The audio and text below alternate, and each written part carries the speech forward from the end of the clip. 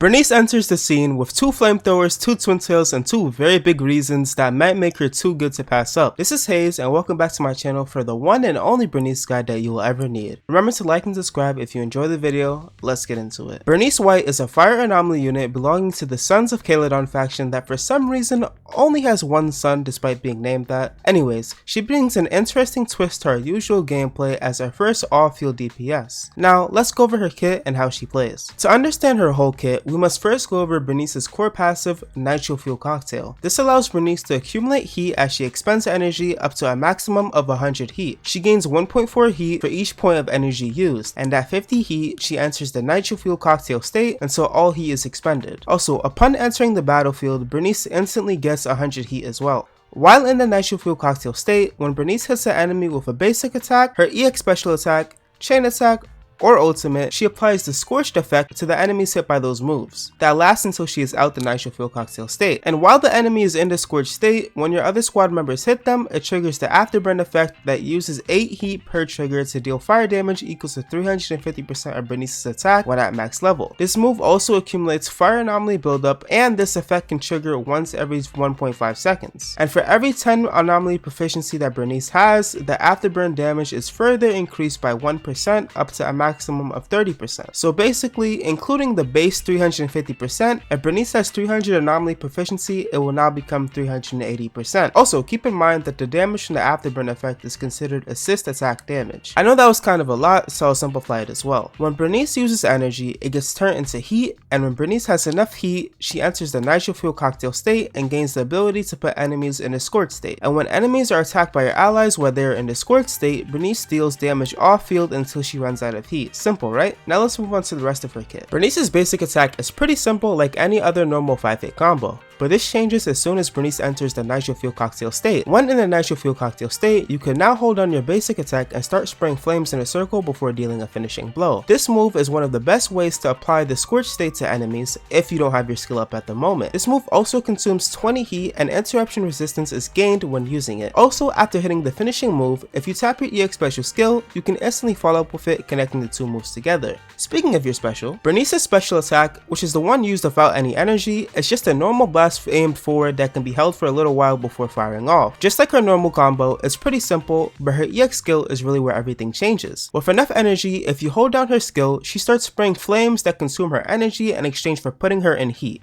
Wait, no, I mean giving her heat. This is going to be the best way for Bernice to accumulate heat in the heat of battle. You can hold on this move until you run out of energy, and if you move your joystick or movement keys if you're on keyboard, Bernice can move around, reposition herself, and dodge attacks while still firing her flamethrower. Definitely one of the coolest things in her kit in my opinion. Also, instead of just doing the one-handed flame attack, if you press her skill again while already doing it, she can now use the double flamethrower attack instead. Keep in mind that doing this consumes her energy at a faster rate, but also gives her heat faster as well. And for both one-handed and two-handed skills, your interruption resistance is increased and your damage taken is reduced by 40%. Moving on to her chain attack that I really wasn't going to include in the video at first, since it's pretty much the same for every character, but there's something interesting about Bernice's. Just like her basic, after Bernice does her chain attack, she can instantly follow up with her skill if you have enough energy, which is a pretty cool thing, so I felt like I had to mention it. Now, moving on to her ultimate, when used, Bernice dashes forward quickly, leaping up into the air, spraying flames everywhere, dealing massive fire damage, so hide your cats. And upon activation, she recovers 50 heat, and while leaping into the air, a quick assist will be triggered. If the quick assist is activated, Bernice will extend the duration of her flame spray. And like most characters, she is invulnerable while doing her ultimate. Bernice's ultimate is a good way to keep her in the Nitro Fuel state, and I'd honestly use her ultimate instead of Jane's when they're both in the same team. On the topic of teams, let's talk about Bernice's additional ability to see who we should use with her. Bernice's additional ability, Fire Kindling, activates when another character in your squad is of the anomaly role or shares the same faction as Bernice. And after being activated, whether it's her basic attack, Mixed Flame Blend, which is her basic attack in the Nitro Fuel state, her EX special, or the Afterburn effect is triggered, all of these have their fire anomaly build-up rate increased by 65%. In addition to that, when any squad member applies the burn effect to an enemy, the duration of the effect is extended by 3 seconds. So what this means is that if you're playing with Soldier 11 on your Bernice team, and Soldier 11 inflicts burn on the enemy, the burn will last longer.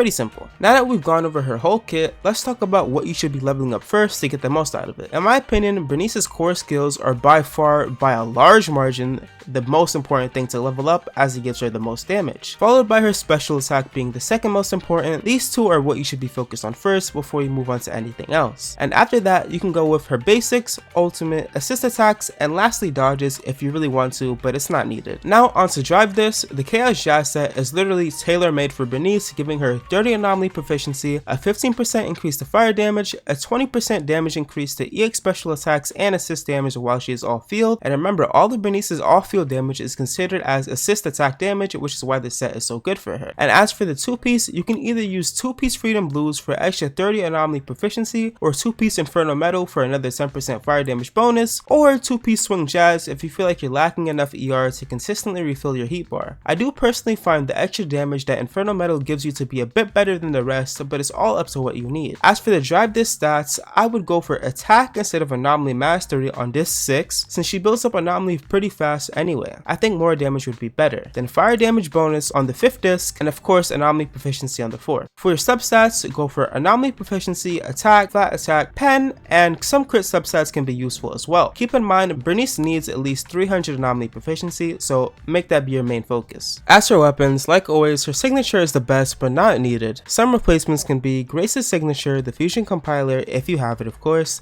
Electro Lip Gloss from the Battle Pass. Weeping Gemini is her best free to play option at the moment, with Rainforest being a bit worse than Gemini but still usable, and Roaring Ride if you absolutely have nothing else. But you can craft the best free to play option, so there's really no excuse. Those are my recommendations in order. Free to plays, once again, please use Weeping Gemini and not anything else. Moving on to teams, I already made a whole Bernice team video that you guys can check out if you want, but here's a quick rundown on screen for those that have limited time, although I do still encourage you to go check out the full video for a more in-depth discussion. Some teams are Jane/Bernice with either a Lucy, Caesar, or Seth at the end, Piper, Bernice, and Lucy, this is her best free to play team, Yanagi, Bernice, and Seth, although Yanagi isn't out yet, in the future this will probably be Bernice's best team. Then you have Soldier 11, Bernice, and Lucy for a mono fire team, and then Jane, Bernice, and Grace for the full anomaly mommy team. With all that wrapped up, I just wanted to say playing Bernice is pretty simple. You just use her EX special to accumulate heat for your heat bar so you can enter the Nitro Fuel Cocktail state while marking your enemies and putting them in a scorch state. Then swap into your main DPS and have fun until your heat bar runs out, then rinse and repeat. That's it. Bernice is a great sub DPS and the first of her kind that will only get better with time as more characters release. If you have anomaly units on your account or plan to pick up some in the future, like Yanagi for example, getting Bernice on your account right now will be amazing. This is Hayes, hope you enjoyed this short and sweet guide. Tell me if you enjoy videos like this where I try to get to the point as soon as possible without wasting so much of your time. Like and subscribe if you want more. Peace.